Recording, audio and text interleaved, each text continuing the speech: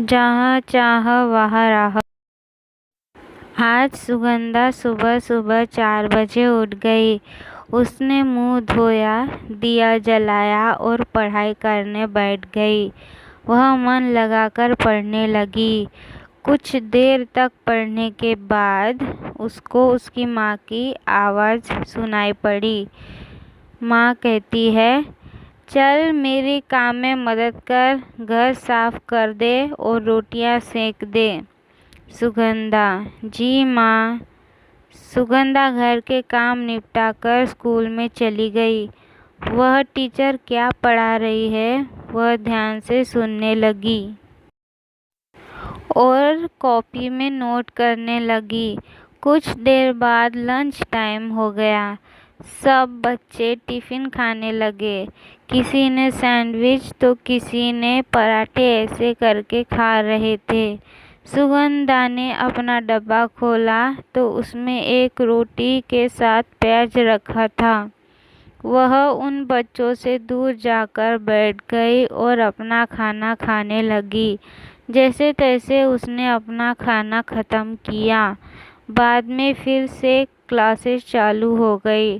Teacher ने class में बच्चों को बताया कि देखो बच्चों, आज से 20 दिन बाद तुम्हारी 5वीं कक्षा की आखिरी एग्ज़ाम है, इसलिए आप सभी को एग्ज़ाम फ़ीस जमा करनी है।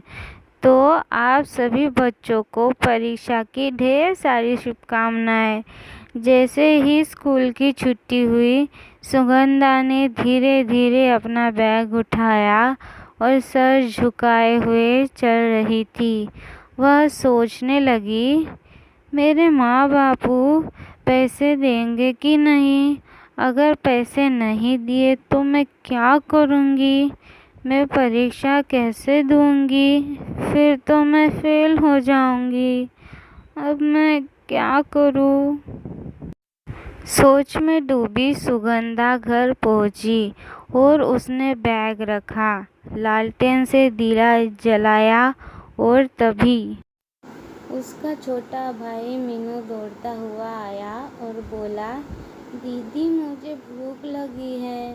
सुगंधा ने जैसे ही बर्तन देखे तो उसमें खाना नहीं था। सब बर्तन खाली थे। सुगंधा ने मीनू से कहा, भाई माँ बापू अभी आते ही होंगे, तब तक तुम 2-3 गिलास पानी पी लो। मीनू कहता है, ठीक है दीदी। थोड़ी देर बाद जैसे ही माँ बापू आए, माँ थोड़ी मुस्कुराई और एक छोटा सा थैला मीनू की ओर किया।